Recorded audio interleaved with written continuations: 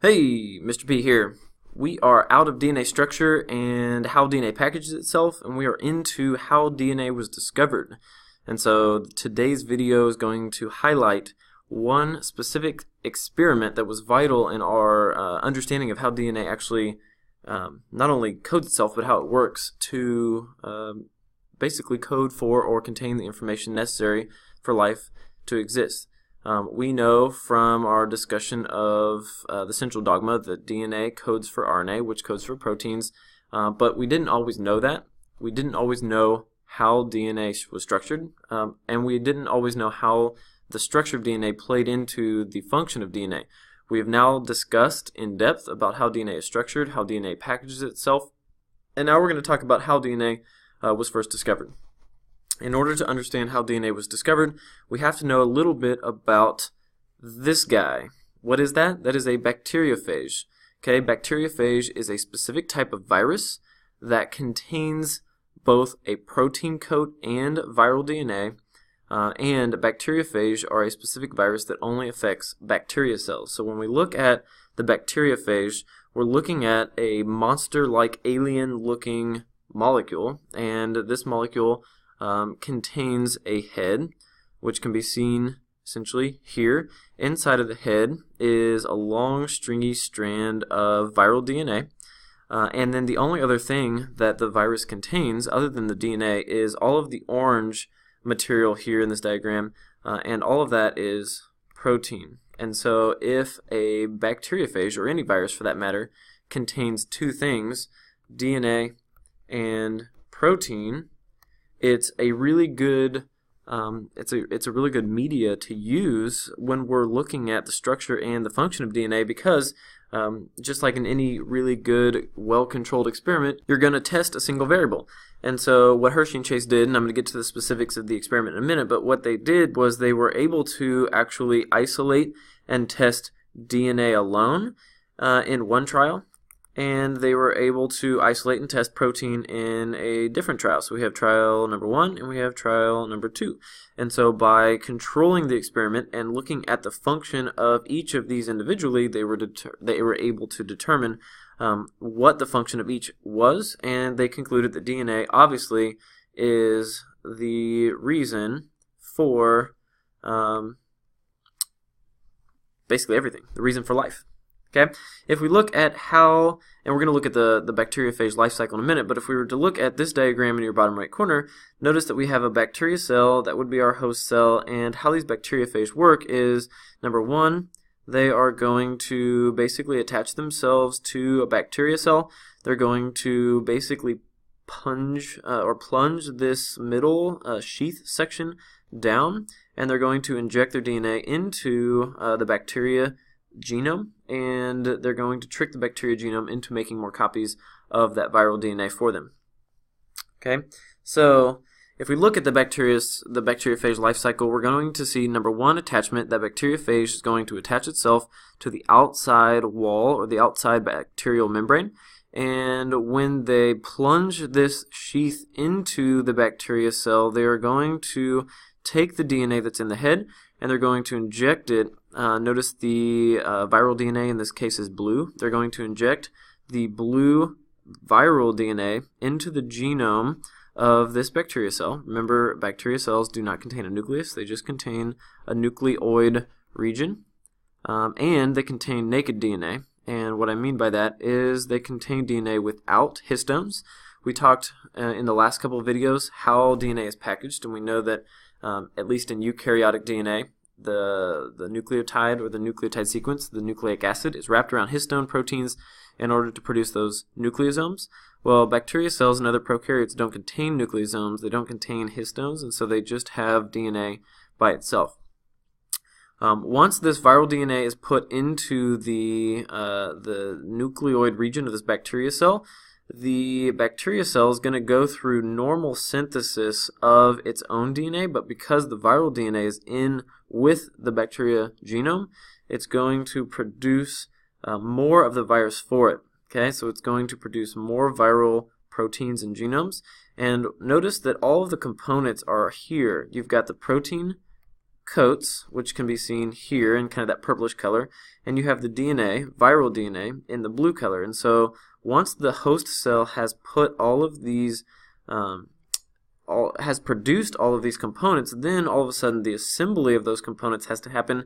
Notice the bacteria kind of comes inside of the protein, and the protein coat is assembled around the viral DNA. And so once assembly is complete, then it's going to release, and that's called basically lyse. This cell is going to lyse, which means it's going to rupture.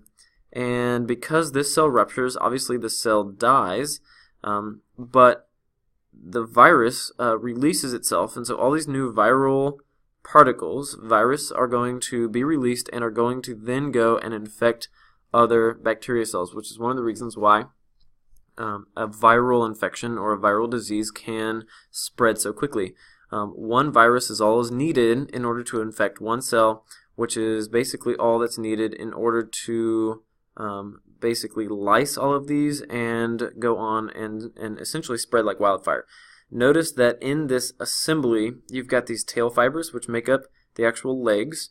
You've got the tail, which makes up kind of this middle sheath section, and you've got the head, which is a protein coat around the viral DNA. Okay, so that is the bacteriophage life cycle. Hershey and Chase obviously utilized bacteriophage and this life cycle in order to, like I said in the previous slide, basically identify which of the two components, both bacteria or DNA, is the result or is the cause of disease and the cause of life. So, how did the experiment work in trial number 1? So I'll just say trial number 1. Okay, trial number 1. They utilized radioactive sulfur. So they looked at the radioactive isotope sulfur, and because proteins contain sulfur, the radioactive sulfur, and what I mean by radioactive is that they basically put a marker, which is why in this experiment both are kind of looked at as color coded, so to speak.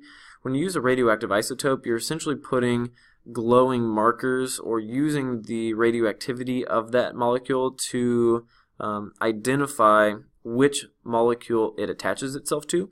And so this radioactive sulfur, S35, is used in place of the sulfur in the viral protein coat. And so when we put this radioactive sulfur into a solution that contains these bacteriophage, the phage that come out are now essentially painted pink in this case. Notice the DNA is still black, but the only thing that the radioactive sulfur attached itself to or became bound to is the viral protein coat. You allow the bacteriophage in step 1 to infect the host cell just like it normally does. Notice that all the DNA goes inside. Just like bacteriophage normal life cycle, it injects the bacteria with its genome, with the viral DNA, and because the proteins never go inside the bacteria cell, the proteins stay on the outside, but the DNA goes on the inside. So now we have completely isolated the DNA from the protein. Once we are certain, or once Hershey and Chase were certain that the viral particles have injected or had injected the DNA into the bacteria cell, Hershey and Chase put all the infected cells and empty protein coats into a blender, and I know this looks like a normal household blender.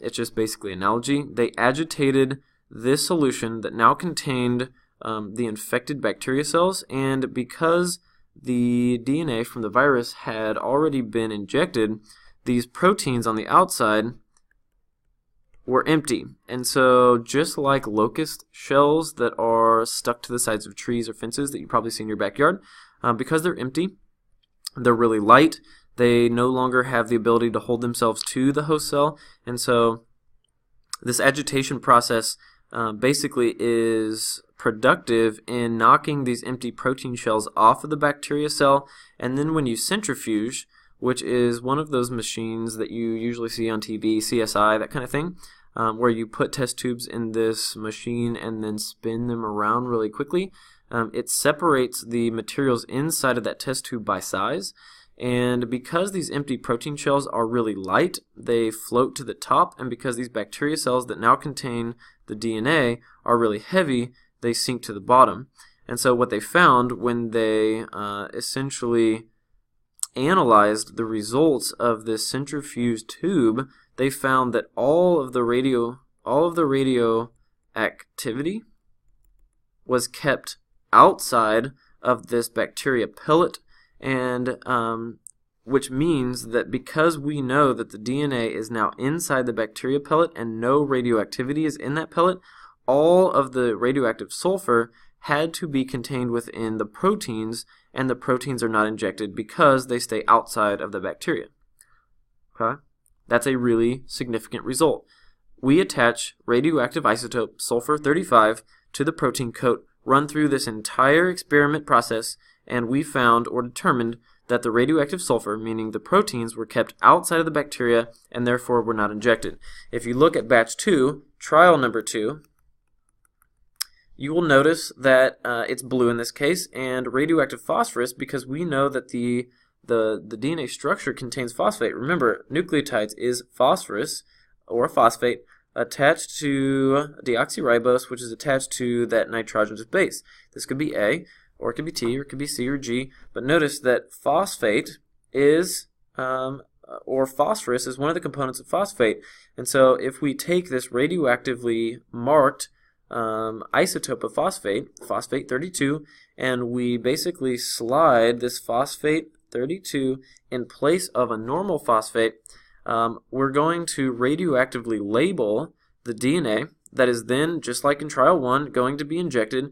Now all of a sudden the radioactivity is inside the DNA pellet, or inside the DNA host cell, inside the bacteria host cell. And when we put it through the same agitation process, knock the empty protein shells off, notice all the radioactivity is kept inside, not within the proteins, because again, radioactive phosphorus is attached to the DNA in this case.